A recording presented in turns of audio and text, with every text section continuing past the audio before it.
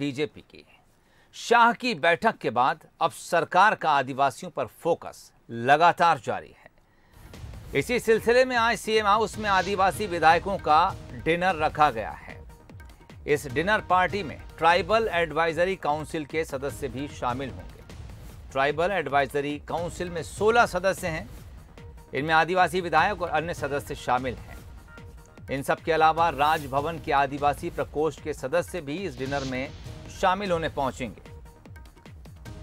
हालांकि इस बैठक को लेकर, इस डिनर पार्टी को लेकर गृह मंत्री नरोत्तम मिश्रा का बयान सामने आया है। उन्होंने कहा है कि बैठक को किसी वर्ग विशेष से नहीं जोड़ा जाए। हमारी पार्टी वसुधैव कुटुंबकम के सिद्धांत पर चलने वाली पार्टी है।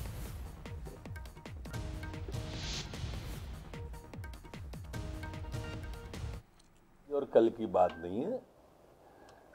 सर्वांगीण सोच लेकर हमारे नेता माननीय शिवराज सिंह जी चलते हैं और वो सदैव सभी के साथ बैठते रहते हैं। उसी क्रम में विधायकों के साथ बैठ रहे हैं। इसको किसी वर्ग विशेष से क्यों जोड़ते हो? हमारी पार्टी वसुधैव कुटुंबकम के सिद्धांत को प्रतिपादित करने वाली पार्टी है।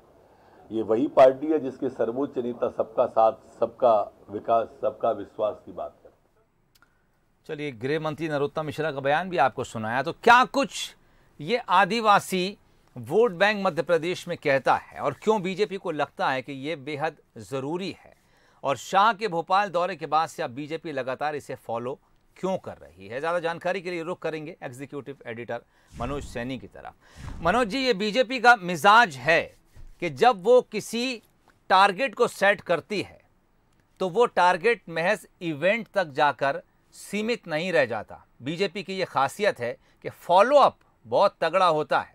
अमित शाह के दौरे के बाद से जो संकेत मिले, बीजेपी अब उसको फॉलो अप के तौर पर बेहद गंभीरता से ले रही है।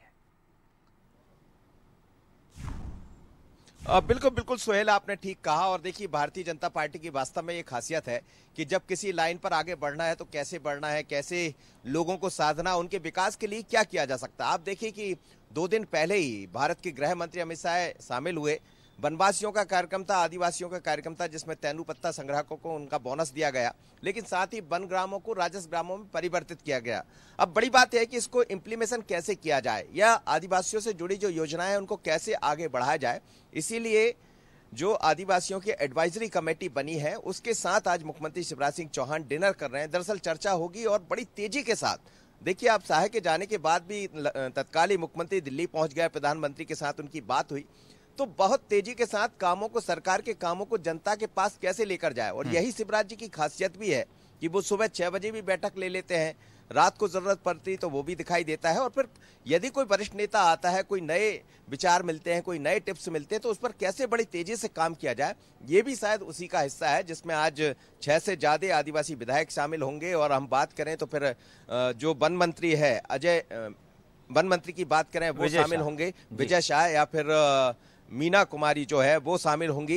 लेकिन बड़ी बात यह है कि इसके अलावा एडवाइजरी कमेटी के जो अन्य लोग हैं वो भी इसमें शामिल होने जा रहे हैं, जिसमें कुछ अधिकारी है, बाकी लोग हैं। बात वही है कि ट्राइबल जो है, आदिवासी जो है, उसको कैसे साधा जाए और उनके कामों को कैसे आगे बढ़ाया जाए। जाहिर सी बात है, ये सब होता है तो फिर पॉलिटिशियन यानी पॉलिटिक्स के सवाल भी खड़े होते हैं, राजनीतिक दृष्टि से भी इसको देखा जाता है।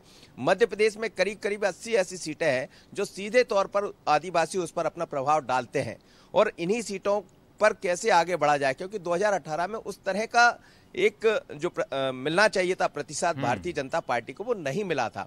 और 23 की तैयारी में बीजेपी भी दिखाई दे रही है, 23 के साथ 24 की तैयारी भी है, तो इस बार को साधना है। इसलिए एक बड़ा कार्यक्रम हुआ, उससे पहले मोदी ने किया था, अमित शाह ने जबलपुर में किया था, और आज की बैठक बड़ी महत्वपूर्ण है। तो डिनर के साथ चर्चा भी होगी और नया कुछ कैसे किया जाए, इस पर आगे बात पड़ेगी।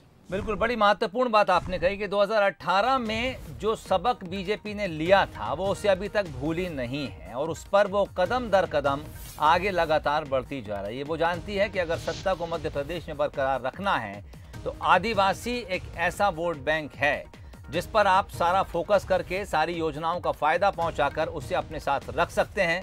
यही वो फैक्टर था जो मध्य प्रदेश में सत्ता बदलने में मददगार साबित हुआ था कांग्रेस के लिए। लेकिन बीजेपी इस बार अपनी रणनीति के जरिए, अपने कामों के जरिए, सरकारी योजनाओं के जरिए उस कमजोरी पर पार पाना चाहती है, और वो कवायद अब बेहद कसावट के साथ बीजेपी के भीतर देखने को मिल रही है। आज तमाम आदिवासी नेताओं को, विधायकों को सीएम शिवराज सिंह चौहान ने अपने घर डिनर पर बुलाया है। आगे किस तरह की योजनाएं इस इलाकों के लिए, इन लोगों के लिए बननी चाहिए, इस पर गहन मंथन होगा।